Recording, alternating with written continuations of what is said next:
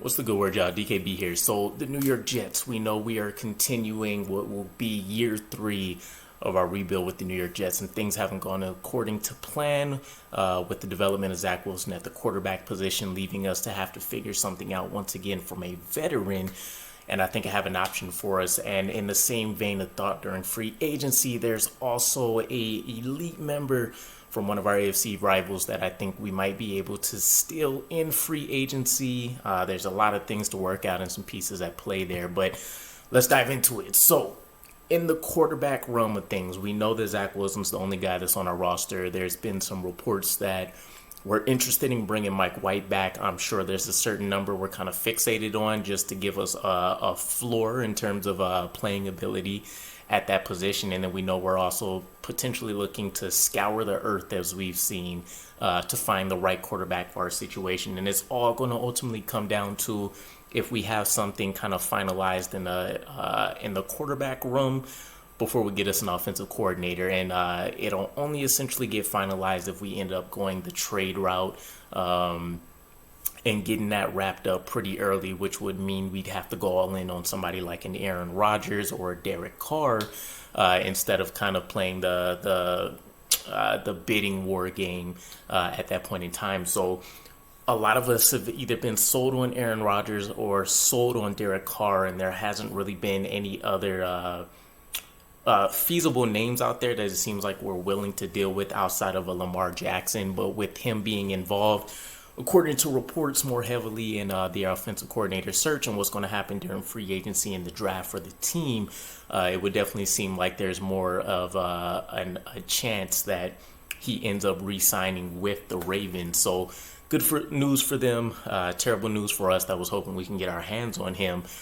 But that may not be the worst case scenario. So let's say plan A, B, and C goes out the window. Lamar Jackson ends up re-signing with the Ravens. We see Derek Carr choose another destination, maybe like the Buccaneers or something like that, or the Commanders, as opposed to going with the New York Jets. And then we see somebody like Aaron Rodgers either choose to retire or the Packers convince him somehow to stay again for another year and they figure out his contract situation amongst themselves. We're going to be in a bit of a bind. There is a kind of break the glass emergency option that I will present. So again, this isn't, ultimately solving our quarterback woes, but I think this is a very, very strong option that should be up there with the Gardner Minshew's that we mentioned. For somebody that can be a great fallback option, a veteran, somebody who's been able to go out there and get it done. And that's Ryan Tannehill from the Titans. Now, there's a very realistic shot that he can actually be cut or potentially traded from the Titans roster. They've kind of cleaned house a little bit. They just got Rob Carthen, I think his name was. That's the new general manager over there. And he's kind of already been advising he needs to dive into Ryan Tannehill's tape so he can get his own evaluation on him and determine if they want to move forward with them. But we're still talking about Ryan Tannehill essentially going into the final year of a contract for himself. And so with the Titans, his situation isn't favorable for himself. They can save anywhere from like $17.8 million to about $27 million, just depending on what they want to do in terms of cut or trade and who the potential partner may be. And so this will realistically end up being like a one-year rental for the New York Jets unless, we find a way to restructure them or something like that. But Ryan Tannehill, very underrated quarterback. I mean, with the Miami Dolphins, he looked, you can't really compare him to what we've seen with his tenure with the Titans. I mean, let alone the fact that when he joined them, he became an immediate All-Pro comeback player of the year. We're talking about a guy that was only able to rack up 42 wins with the Dolphins over 6 years, where he's gotten 36 wins in 4 years with the Titans. There's obviously been an injury history that's been at play there during both spots. So that is something to be concerned with, especially him coming off his recent high ankle sprain. But still, a quarterback that's led his team to back-to-back AFC South titles in 2020 and 2021. And he's thrown for over 20 touchdowns. And I want to say it was 3 out of his 4 years with the Titans. We've seen him we've seen him not throw more than 10 interceptions in 3 out of those 4 years. And overall, it's been great. One of the things that I think I love the most as well is that he would transition, I would assume, fairly seamlessly into our scheme, since he has a strong suit, or at least what our scheme will hopefully be under the offensive coordinator. But he's done well hitting some comeback routes, some slants, things that operate over the middle, and getting a lot of his players involved without being overly reliant on anybody. So I love that aspect of it. But when you want to take a macro level look, he had a very strong run game. We expect to have the same with Breece Hall returning back healthy, having Michael Carter, having a Bam Knight back there. We'll see if we want to add a piece in the draft. And then when you look at the wide receiver core, we're offering more than what he's generally had with the Titans, where he really had A.J. Brown and then a cast of lower tier guys. We're giving him a Garrett Wilson. We're potentially giving him a Corey Davis, but he has an Elijah Moore. He has a Denzel Mims. He has a lot of different skill sets, body types, and somewhat proven talent on there to try to maximize. And then we're even throwing in C.J. Uzomah and Tyler Conklin. Maybe he can maximize a Jeremy Ruckert if he finds himself with some more playing time out there. The only thing really missing is that we don't have as strong as an offensive line as he was used to, although he was still getting sacked a pretty solid amount. But he's a guy, as a veteran quarterback, that's been known to be highly athletic. Per the scouting reports with him coming out of college, he can definitely maneuver in the pocket. Probably more similar to what Mike White is able to do as opposed to a Zach Wilson, but still much better than we would need in order to try to keep him upright. I think it would be a solid choice. If I had to think about it now, and I would have to go with a Gardner Minshew versus a Ryan Tannehill, if all the other options flamed out, I think Ryan Tannehill is definitely a very appealing choice for me.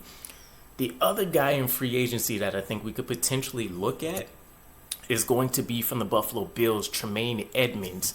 I didn't even think about it because I haven't dived deep into free agency yet, but he was a name that popped up while I was scouting for stuff. And, he just ended up finishing his rookie contract, right? And some of the things that we've seen Robert Saleh mention as far as last draft, when it came to the safety position, to the linebacker position, which will be relevant here, is that he doesn't necessarily look to draft those guys in round 1 at least, unless he considers them to be a unicorn, which is just one of those almost generational type talents that just has it all, more so from a physical aspect than anything else. But obviously there's going to be a level of proven production there. But Tremaine Edmunds is essentially a unicorn, 6'5", 240-ish pound monster that's just running over the middle, that can do freaky things in terms of coverage, in terms of being able to go out there and blow people up, force the issue with dictating how the defense wants to play. And I think that's something that fits the mold so well with what we want to do. And if we wanted to take the ultimate sacrifice, let's say Quincy and Quan doesn't come back. We talked about this on the Jets Flight Squad. We think they both can get something between $2 and $5 million on the high end done. Tremaine Edmunds' contract projected value, anyways, is to be about $11 million a year. You can kind of chalk it up to, if we gave them both contracts on the high end, we're trading those two players in for Edmunds, which I could be on board with. He would immediately be a C.J. Mosley replacement. You can also make that argument if you want to chop C.J. Mosley's contract for the younger, by the way, the kid's only 24, younger Tremaine Edmunds that can go out there and prove that he could dominate, and then match him up with a Quincy. Gives you a young core to be really, really excited about manning the middle of the defense. And one of the things that I think would be a huge plus for us is obviously that's going to be talent taken away from the Buffalo Bills, who are going to be in salary cap hell this offseason and have to figure out how to maneuver it. But aside from that, we would add him. And one of the things that I love most was PFF isn't I don't really like to rely on them so heavily, but this is still relevant. So PFF rated Edmunds as the best coverage linebacker in the league. He only ended up allowing a career low 67.2% catch percentage and only allowed 310 yards on the season, which is in the same vein as what Sauce Gardner was able to allow. And as a linebacker, you're going to be targeted pretty frequently, pretty often. I think that's absolutely spectacular. Plenty of people said he's just finished his best season that he's had, and I think a lot of us would agree. One of the biggest things that stuck out to me as well is the fact that, again, only 24, and a lot of what I've seen when I went back to check his scouting report was obviously all the drooling over his physical traits from a size, speed, dimension, even his relative athletic score. His RAS was a 9.78, I believe. Granted, there is some projection there because he didn't do a lot of the events. One of the biggest knocks on him was that he didn't necessarily have the instincts and the best reaction ability due to his lack of instincts at that position.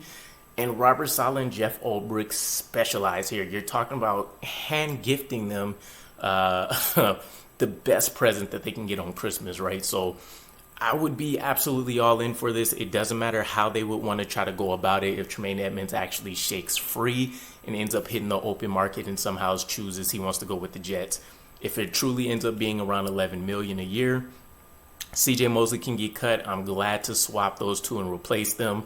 Or we can essentially consider Quincy Williams and Quan as the trade-in for Tremaine Edmunds' contract with a little bit, extra, a little bit extra to it. But it wouldn't be anything that's going to be record-setting. I don't think we're looking at a Roquan Smith contract necessarily.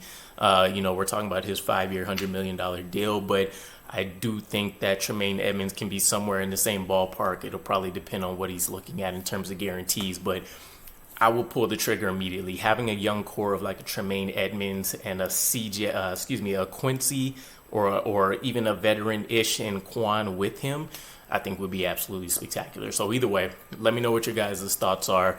How do you feel about Ryan Tannehill as maybe an emergency quarterback option if things don't go our way in free agency?